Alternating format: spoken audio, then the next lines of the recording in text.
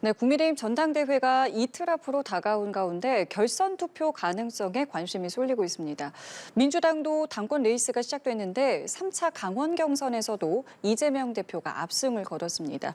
오늘 두 분과 이야기 나눠보겠습니다. 윤기찬 국민의힘 법률위 부위원장, 장윤미 더불어민주당 법률위 부위원장 나오셨습니다. 두 분 안녕하세요. 네, 안녕하세요. 예, 먼저 국민의힘 전당대회 소식부터 짚어보겠습니다.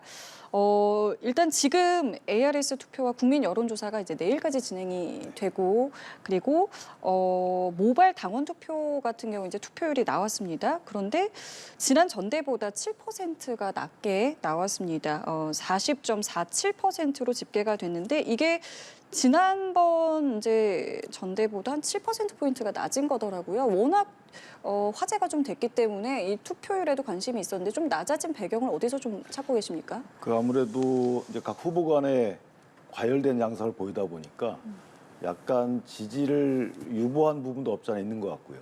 그러니까 이렇게 되면 본인들이 강한 투표 욕구가 있는 분들은 투표를 하시겠죠. 그런데 네. 강한 투표 욕구가 있지 않은 분들은 다소 유보적인 태도를 취할 수 있어요. 그 원인이 어떻든 간에. 그런 분들은 이제 투표장에 굳이 나가지 않는 분들도 있을 거고. 물론 이제 보통 ARS 투표를 이게 보충 투표거든요. 예. 그러니까 실제 온라인 당원 투표를 하지 않는 분들이 전화 오면 본인들이 보충적으로 투표하는 건데 네. 이게 지난 전당대회는 약 한 8% 됐습니다. 그러니까 8% 정도 됐으니까 지금 한 6% 정도, 5% 정도 예상한다 그러면 네. 한 46% 정도 최종 투표를 아마 예상이 되는데 네. 어쨌든 강한 팬덤 가지신 분들은 투표율이 아주 낮거나 또는 아주 높거나 이럴 때 좀 유리한 것 같고 그렇지 않은 분들은 어중간한 투표를 보일 때 조금 승부수를 띄울 수 있지 않을까라는 생각을 한다면 네. 그러면은 이 투표율이 어떤 분한테 유리할지는 각 캠프가 다 자기한테 유리하다고 하지만 예. 기본적으로 보면 어쨌든 본인 처음 설명할 때 높은 투표율을 원했던 분들께는 약간은 타격이 있지 않겠는가. 그러나 이게 꼭 어떤 특정 후보한테 유리하다고 볼 수는 없어요. 왜냐하면 이게 이제 워낙 당원이 많이 늘었습니다. 그쵸. 첫 번째 그렇고 예. 두 번째는 그 한동훈 후보가 조금 그러니까 오차 범위 밖에서 앞서 달렸죠. 여론조사상으로 보면. 그런데 한동훈 투표와 반한 이런 구도가 됐단 말이죠. 네. 그럼 이걸 바꿔서 얘기해 보면 한동훈 투표의 찬반 투표 쪽으로 만약에 생각을 한다면 그러면 한동훈 투표한테 투표율이 낮은 거는 불리하죠. 왜냐하면 찬성하는 기대에 따라서 찬성하는 본인의 의사를 약간 유보한 투표진들이 있지 않을까라는 예상을 할 수 있는 거고 그렇다면 이 투표율이 어느 정도까지는 한동훈 투표한테 유리하다가 또 어느 정도까지 불리하다가 또 많이 높아지면 유리하는 이런 양상을 보이지 않을까 투표율에 따라서 네. 개인적인 생각입니다. 예, 뭐 투표율에 따른 유불리 일단 후보들도 본인한테 지금 유리하다라고 이야기는 하고 있는데 글쎄요 좀 어떤 후보에게 어떤 영향을 좀 줄 거라고 지금까지 상황을 보고 생각을 사실 해보세요? 전당대회 투표율이 좀 굉장히 한동훈 후보 같은 경우는 여러 차례 좀 독려하기도 했습니다. 한동훈 후보는 선거 이 캠프를 꾸릴 때도 뭐 이를테면 의원실에서 보좌진들을 와서 막 조직적으로 일을 보고 이런 부분이 아니라 정말 실무진 위주로 꾸렸다라고 하더라고요. 그러니까 나는 이른바 어차피 대표는 한동훈이라는 어대한 바람을 타고 자신 있게 당원들의 선택을 받을 수 있겠다라는 이야기가 있었던 것 같습니다. 그런데 생각보다 투표율 자체가 저조한 거예요. 그렇다면 이런 어떤 바람 부분보다는 조직이 우세하게 가동되지 않겠느냐라는 전망이 있는 것 같습니다. 그렇다면 당원들을 조직화하고 특히나 이제 PK, TK 지역은 40%가 넘고 그리고 대통령에 대한 엄호 기류나 일반 국민의힘 지지자들보다도 약간 더 오른쪽에 편향돼 있다는 평가를 받고 있는데 이런 조직을 가동하는 또 능력은 이른바 친윤계 현역 의원들한테 더 있다라고 평가를 받는 거 아니겠습니까? 그렇다면 조직력 가동이 어느 정도 먹힐 수 있을 정도의 이런 전당대회 투표율이 나온다면 한동훈 후보에게는 썩 좋은 신호는 아닐 수 있겠다 이런 판단이 들고요. 다만 한편으로는 또 어대한 기류가 많이 꺾이지 않았다 이런 분석도 사실 많이 나오는 것 같습니다. 그렇다면 어차피 대세는 뭐 한동훈 후보니까 굳이 투표까지 내가 할 그런 동인이 없기 때문에 그럼 투표율이 떨어지는 그런 가능성도 열려는 있어서 그 이른바 뚜껑을 열어봐야 진짜 그 이유는 알 수 있을 것 같습니다. 그렇죠. 만약에 그렇게 된다면은 1차 과반을 얻지 못해서 그러니까 결선 투표까지도 뭐 지금의 투표율을 봤을 때 생각해 볼 수 있다고 생각하십니까? 저는 결선 투표 가능성이 보다 높아졌다고 보는 것이 예. 한동훈 그 후보에 대한 기대는 다소 추상적이에요. 이 구체적인 사실관계를 토대로 해서 기대 심리가 형성되는 것이 아니고 그냥 추상적으로 잘할 것 같다. 그다음에 새로운 인물이다. 법무장관한테 잘하셨다. 뭐 이런 취지의 여러 가지 추상적인 이유로 기대를 이제 당원들이 갖고 계신 거고, 다만 우려의 경우에는 약간 구체적이에요. 그렇기 때문에 그 우려로 작용한 요소들이 만약에 영향을 미친다면 예. 그러면 지지를 유보하거나 처리했을 가능성도 없잖아 있다. 그렇다면 투표율이 낮은 것은 한동훈 후보께 약간 불리한 요소로 작용하지 않을까? 그러면 이제 결선 투표가 할 확률이 좀 높아졌다는 거죠. 예를 들면 조직 선거가 옛날만큼 그렇게 효과가 있지는 않아요. 대의원에게만 조직 선거가 사실 효과가 있고 대의원들 숫자를 보면 경기도만 보더라도 한 7천 명 정도뿐이 안 되거든요. 그렇다면 7천 명에 대한 조직 선거가 있다 하더라도 84만 명의 당원들의 전체적인 표심을 좌우할 수는 없는데 예. 문제는 각자 갖고 있는 다소 고정적 지지층이 있다는 거죠. 그러니까 3대1 구도이기 때문에 고정적 지지층을 다 더한다 그러면 일정 포션은 다 각 후보가 점하고 있다는 거죠. 그렇다면 투표율이 낮다는 것은 어쨌든 1등 후보한테는 불리하다. 그렇게 해석이 된다면 결선 갈 확률은 보다 좀 높아진 것이 아닌가라고 생각합니다. 추상적인 이유로 지지를 했고 구체적인 이유로 이제 우려를 했다라고 하는데 사실 이번 레이스 기간을 돌아보면 굉장히 많은 이슈들도 나왔고요. 네. 공방도 있었고요. 의혹도 있었고요. 뭐 맞습니다. 여전히 제기되고 있는 것인데 어떤 부분이 이제 가장 큰 뭐랄까요? 전당대회에서의 어떤 변곡점이라고 개인적으로 생각하시는지 궁금합니다. 저는 나경원 후보에 대해서 제기했던 이른바 패스트트랙과 관련한 공소 취소 청탁을 넣었다는 부분이 큰 변수가 될 거라는 생각이 듭니다. 이 부분과 관련해서는 한동훈이라는 정치인에 대해서 당원들이 어떻게 보면 부정적으로 재평가할 수 있는 요인을 제공했다라고 보여져요. 두 가지 측면이 있는 것 같은데 일단 개인적인 대화 성격이 있었던 것 같습니다. 그렇다면 앞으로 누가 한동훈이라는 동지를 믿고 자당에서 이렇던 정치적인 미래나 어떤 숙제나 이런 부분을 허심탄회하게 이야기할 수 있을까? 이렇게 폭로를 하고 그 부분을 들추는데 과연 그런 신뢰, 이게 정치적 신의를 조금 저버린 측면이 있다라는 게 마이너스로 보이는 부분이 있고요. 또 하나는 이게 전당대회는 어쨌든 당의 대표를 뽑는 거고 국민의힘에 나아갈 방향과 관련해서 선택을 받는 과정인데 본인이 이제 뭔가 나 후보로서는 본인으로서는 납득할 수 없는 공격을 당하니까 이렇게 대받아치듯이 그렇게 이야기를 한 거였거든요. 사실 나경원 후보의 질문은 왜 이재명 대표를 구속시키지 못했냐는 것이었습니다. 왜냐하면 그 당시에 한동훈 당시 법무부 장관이었죠. 30분이 넘게 이 국회에서 장광설을 사실 늘어놨다고 볼 수 있거든요. 구속이 돼야 되는 사유 하나하나를 굉장히 상세하게 이야기했습니다. 그러니까 영장이 기각되자 오히려 그 부담을 본인이 고스란히 안게 됐던 거예요. 저는 물을 수 있는 질문이라고 생각합니다. 근데 거기에 대한 질문은 답변하지 않고 당신은 나한테 개인적인 청탁을 한 사람 아니냐고 물었을 때 본인을 먼저 생각하는 정치인인가 아니면 과연 당을 먼저 생각하는 것인가. 다 후보들이 다 당인 아닙니까? 당의 어떤 뜻과 방향성에 공감을 하는 그리고 당이 어떤 요구를 하면 그걸 수용할 수도 있는 그리고 자기의 개인을 내려놓을 수도 있는 그런 자리인지를 평가받는 자리인데 거기에서 합격점을 받긴 어려웠고 만약에 이 이슈가 정말 선거 초반에 터졌다면 그 여파는 더 커지지 않았을까 개인적으로는 그렇게 생각합니다. 유보적인 입장으로 선회한 당원들이 말씀대로 많았다면은 그게 이 전당대회 레이스 전반적으로 어떤 보여진 모습 때문이었을까요? 아니면 말씀하신 것처럼 어떤 특정 이슈 하나하나가 좀 와닿았다고 생각을 하세요? 두 개 다 있다고 보는데요. 첫 번째는 한동훈 후보에 대한 기대가 워낙 컸죠. 뭐 전 당원들이 아마 기대 크게 가졌을 겁니다. 근데 기대가 워낙 컸기 때문에 이제 레이스 토론 과정에서 있었던 본인의 기대에 충족하지 못하는 언행이 나오면 실망도 그만큼 큰 거죠. 그래서 아마 거기에 따른 일반적인 그 유보표도 좀 있을 것 같고 주신 말씀처럼 저는 패스트트랙 관련해서 공소 취소 논란도 한동훈 후보한테 상당히 뼈아픈 실수라고 생각을 합니다. 그러니까 첫 번째는 맞는 말씀을 하시는 거예요. 한동훈 장관 입장에서 보면, 전 장관 입장에서 보면 누가 일반적으로 나한테 청탁을 하면 당연히 받지 말아야죠. 그 일반적인 말씀인데 조금 더 나아간다 그러면 사실은 그 당시에 공소 취소를 본인이 얘기했으면 거기에 대한 응대를 지금처럼 했어야 돼요. 지금 본인이 당대표 되면 어떻게 하겠다라고 말씀 주시잖아요. 그래서 뭐 처벌보론서를 갖고 온다든가 또는 정치권에서 합의를 해오면 공간이 열리잖아요. 그러면 저게 공소 취소라는 방법을 하든 아니면 일반 사면을 통해서 하든 여러 가지 방법을 내가 고민해봤는데 안 되더라. 이렇게 뭔가 좀 고민하는 모습을 보여줬으면 훨씬 더 당원들한테 다가갔을 것이다라는 것이고 또 하나는 그 태도예요. 예를 들면 안 됩니다. 이렇게 하고 의기양양한 표정을 지으실 게 아니고 아쉽다, 안타깝다라는 표정을 지으셨어야 돼요. 물론 본인이 원래 그런 표정을 짓는 분으로 알고 있습니다만은 이걸 방송으로 보시는 분들 입장에서 보면 아니 아쉬워해야 되는 거 아니겠습니까? 내가 그 당시에 이런 부탁을 들었는데 법무장관으로서 들을 수 없는 것이 되게 안타까웠다. 이것이 원래 정답이에요. 그런데 그런 표정으로 전 읽혀지지 않아서 거기에 따른 약간의 혼란들이 당원들이 있지 않을까라는 생각을 하고 네. 마지막으로 나경원 후보가 저는 개인적으로 저도 그 자리에 있었어요.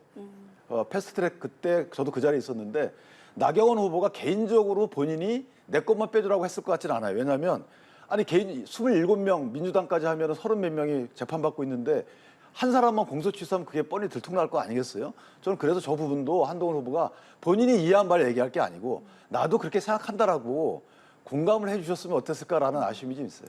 알겠습니다. 최종 투표율은 어떻게 될지, 최종 결과는 어떻게 나올지 지켜보겠습니다.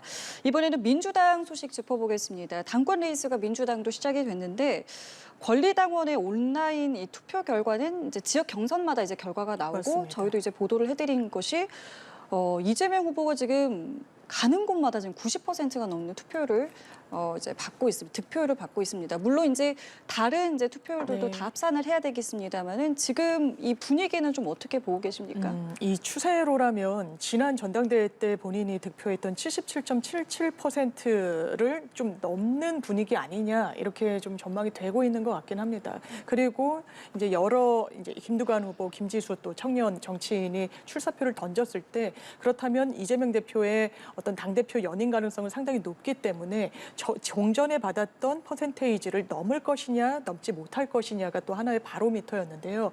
지금 민주당에는 그런 기류가 있는 것 같습니다. 이재명이라는 정치인과 관련해서 지금 여러 지자체장을 거쳐왔고 민주당의 비주류 세력이라고 보는 게 맞을 겁니다. 그러면서 지금까지 여기 올라오면서 정치적 서사를 좀 탄탄히 세워왔다라는 점, 그리고 뭐 공천을 뭐 본인을 위주로 했다는 여러 비판 지점이 나오고는 있지만 최종 성적표는 일단 민주당의 압승으로 좀 이끌었던 부분이 있습니다. 흔히 진보는 분열로 망한다라고 평가를 많이 했는데 민주당의 과거에 후보를 흔들고 지도부를 성토하고 이런 분위기가 만연했던 과거도 있었던 게 사실입니다. 그런데 지금 그럴 상황이 아니라는 내부에서 단일 대우를 좀 구축해야 된다라는 그런 위기의식, 왜냐하면 지금 대한민국의 상황이 너무 좋지 않다고 민주당은 생각을 하고 있으니까요. 그런 부분과 관련해서 그렇다면 어떻게 대안을 모색하고 민주당을 수권정당으로 거듭나게 해서 정권을 다시 찾아오게 할 적임자가 누구이냐. 그게 이재명 대표라는 그런 기류가 강하면서 그렇기 때문에 이제 90%대의 어떤 이런 좀 찬성률이 나오고 있는 게 아닌가 생각이 듭니다. 위기 의식을 보여준 이제 온라인 투표율이라는 것인데 말씀하신 것처럼 2년 전 전당대회에서 77.7%를 받았어요. 그렇기 때문에 이번에도 이 수치를 넘을 것이냐 아닐 것이냐 이제 관심이 쏠리고 있는데 이 수치가 주는 의미는 어디에 있다고 좀 보시는지요? 저는 저 의미 없는 수치라고 보는 게요. 죄송하지만 왜 예. 저것만 보면 안 되는 것이 물론 지금 권리당은 온라인 투표입니다. 그쵸. 그러니까 ARS 투표 결과하고 그다음에 여론조사 30%요 30%를 봐야 대의원 되는데 투표도 있고요. 그렇죠. 예. 거기에 대해서 어느 정도 표심을 얻느냐가 이제 이재명 대표에 대한 국민적 시각을 드러낼 수 있는 거고 또 하나는 투표율이 너무 낮아요. 그러니까 지금 인천 이재명 대표의 지역구가 포함된 인천의 경우는 37% 그나마 괜찮은데 제주 18%, 그래 강원도 21%. 그러니까 팬덤층만 투표를 한 거예요. 그러니까 90%가 나오죠. 그러니까 저는 개인적으로 이재명 대표가 아마 득표율까지 감안한 본인의 표, 당심 이런 것들을 보고 고민하실 텐데 3번 투표로 갔으면 떨어지시는 거예요.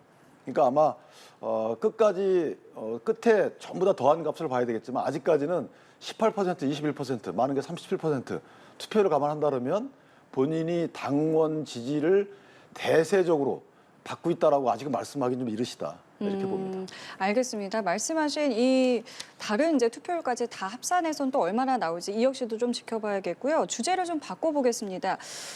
검찰이 어제 김건희 여사를 비공개 대면 조사했습니다. 도이치모터스 주가 조작 사건 그리고 명품 가방 수수 의혹과 관련해서인데요. 일단은 현직 영부인의 검찰 조사는 처음이었습니다. 네. 어떻게 좀 이 내용을 보고 계시는지요? 그렇죠. 원래는 이원석 검찰총장이 조사하겠다. 그리고 예. 법과 원칙 앞에는 누구나 예외일 수 없다라고 했을 때 거기에 따른 기대감이 있었는데 거기에 부응하는 조사 방식과 형식은 최소한 아니었던 것 같습니다. 지금 언론의 보도 내용을 보더라도 일단 검찰총장한테 사전 보고도 하지 않았다라는 것이고 검찰총장과 대검 간부 누구도 김건희 여사가 조사를 받는지 몰랐다는 겁니다. 그러면서 원래 검찰총장의 의지는 최소한 소환 조사해야 된다. 언제 조사를 했는지 그리고 그것은 중앙지검에서 받는 게 맞지 않겠습니까? 그런데 자진 출석했다라는 이야기가 나옵니다. 얼마 전에 민주당의 송영길 대표가 나를 빨리 왜 조사하지 않느냐라고 검찰청에 찾아간 적이 있습니다. 그때 검찰이 조사하지 않았죠. 저는 당연한 처분이었다는 생각이 듭니다. 피의자가 자기가 조사받을 날짜를 고르는 경우는 없으니까요. 게다가 제3의 무슨 모처의 어떤 뭐 보안처 뭐 이런 표현을 쓰는데 듣도 보다 못한 그런 공간입니다. 어느 대한민국의 피의자가 그런 곳에서 조사를 받은 전례가 있습니까? 그렇다면 국민적인 의혹 해소되기 어려울 겁니다. 형식이라는 것도 수사에서는 상당히 중요합니다. 김건희 여사 명품백 수수하는 장면 전 국민이 지켜봤는데 행정관한테 바로 돌려주라고 시켰고 그 진술을 계속 유지했다라고 합니다. 그걸 과연 믿을 수 있는 국민이 있을까요? 형식과 내용 측면, 검찰이 제대로 조사했을까? 굉장한 의문이 많이 남습니다. 예, 방식과 형식에 대해서 지적을 하셨습니다. 일단 정리를 하자면 방식 형식을 보면 서면 조사는 아니고 대면 조사고요. 예. 그다음에 소환 조사입니다. 방문 조사가 아니에요. 그러니까 소환 조사고 장소는 보안 문제 때문에 이제 제3의 장소를 택했는데 이것이 민간 시설이 아니고 아마 공공기획 시설 같아요. 검찰청 안에 있는 정부 보안청사라고 하고 있죠. 그러니까 예. 어떻게 보면 이제 소환 조사인데 여러 가지 문제 때문에 약간 장소만 변경한 거죠. 그러니까 제가 볼 때 크게 문제가 안 돼 보이고 또 하나는 이전에 이런 사례가 없었으면 모르는데 전직 영부인의 경우에는 이제 서면 조사하고 방문 조사도 했어요. 권영순 여사 같은 경우 물론 소환 조사도 했습니다. 그건 경우에 따라 다른 거예요. 그러니까 지금 같은 경우에는 만약에 범죄 혐의가 짙고 막 그러면 소환 방문 여러 가지 중에서 택하는 거거든요. 그럼 이제 범죄 혐의에 대한 검찰의 시각이 반영됐다고 보일 수가 있는 거고 이게 처벌 가능성이 엄청 큰데도 불구하고 만약에 방문 조사하거나 서면 조사로 끝난다. 이럴 땐 특혜라는 얘기가 나올 수 있는 거죠.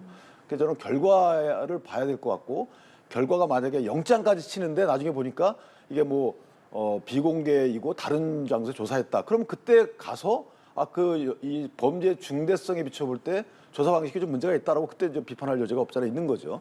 근데 지금은 형평성 문제만 비판 대상일 수가 있고 그 형평성 문제를 따져볼 때 이전에 권영준 여사의 사례가 있기 때문에 형평성 문제도 아직까지는 문제 삼을 거리가 아니지 않겠는가 이렇게 생각합니다.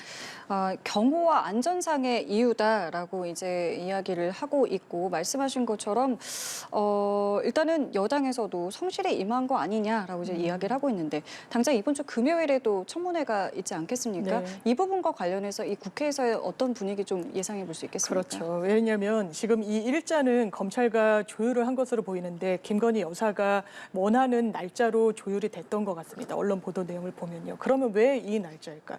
말씀 주신 대로 금요일 날 김건희 여사의 명품백 수수 도이치모터스 관련해서 이 대통령 탄핵을 100만 명이 넘는 시민들이 동의했기 때문에 청문회 절차가 남아있죠. 거기에 증인으로 채택이 돼 있습니다.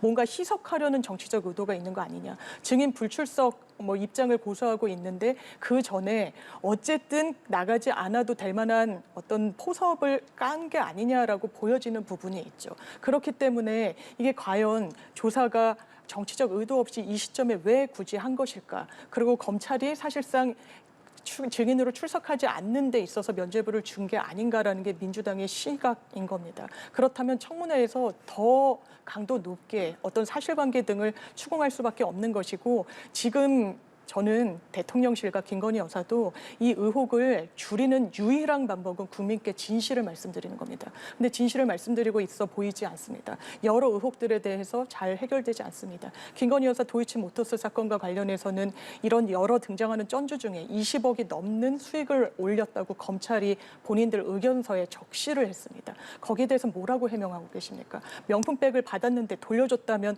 왜 지금까지 돌려받지 못한 겁니까? 그런 명령을 이행하지 않는 행정관은 그 즉시 그러면 경질을 했습니까? 앞뒤가 하나도 맞지 않습니다. 국민들께 제발 솔직하게 말씀하십시오. 민주당에서는 지금 이야기하신 것처럼 이 금요일에 있을 청문회를 앞두고 마음대로 소환한 거 아니냐라고 하고 있는데 이렇게 되면 이제 금요일의 청문회는 어떤 모습들이 좀 예상해 볼 수 있겠습니까? 근데 민주당도 이전에 하신 말씀 대강의 취지는 그런 거였잖아요. 빨리 왜 조사 안 하냐라는 거였어요. 그러니까 조사를 그래서 했더니 이제 왜 하필 이 시점에 했냐라고 한 거고요. 지금 26일에 예정된 청문회는 사실은 이제 국민의힘 입장에서 보면 이건 불법 청문회라고 주장하는 거예요. 그러니까 법적 근거 없이 한 연 청문회입니다. 그러니까 대통령의 탄핵을 촉구하는 청원을 빌미 삼아서 마치 탄핵에 대해서 국회에서 의결한 것인 양 탄핵을 의결한 경우에만 그것이 안건이 되는 거죠. 안건이 돼야지만 청문회 열 수 있습니다. 근데 청원 안에 대해서는 안건이 아닙니다. 이게 청원 내용에 따라서 예를 들면 법률안 청원이다 그러면 법률안을 발의했을 때 그때는 그게 안건이 되는 거예요. 그때 청문회 열 수 있습니다. 그러니까 위원회에서 법률안 같은 경우에는 본인들이 발의할 수 있어요. 위원회도 의원 개개인뿐만 아니고. 근데 탄핵은 그렇지 않습니다. 탄핵은 법사위에서 안건을 낼 수가 없어요. 그거는 전체위에서 제적 과반이 통과돼야지만 그때 비로소 이게 탄핵 아니라는 안건이 성립되는 겁니다. 그때 청문회가 열 수 있는 거예요. 따라서 그런 절차 없이 연 청문회 저건 불법 청문회이기 때문에 저 청문회에 나가느니 안 나가느니 거기에 대한 명분을 삼기 위해서 검찰 조사를 했다? 저는 그거 자체가 앞뒤가 안 맞는 논리죠. 알겠습니다. 두 분 말씀 오늘 여기까지 함께 하도록 하겠습니다. 지금까지 윤기찬 국민의힘 법률위 부위원장, 장윤미 더불어민주당 법률위 부위원장과 함께했습니다. 두 분 감사합니다.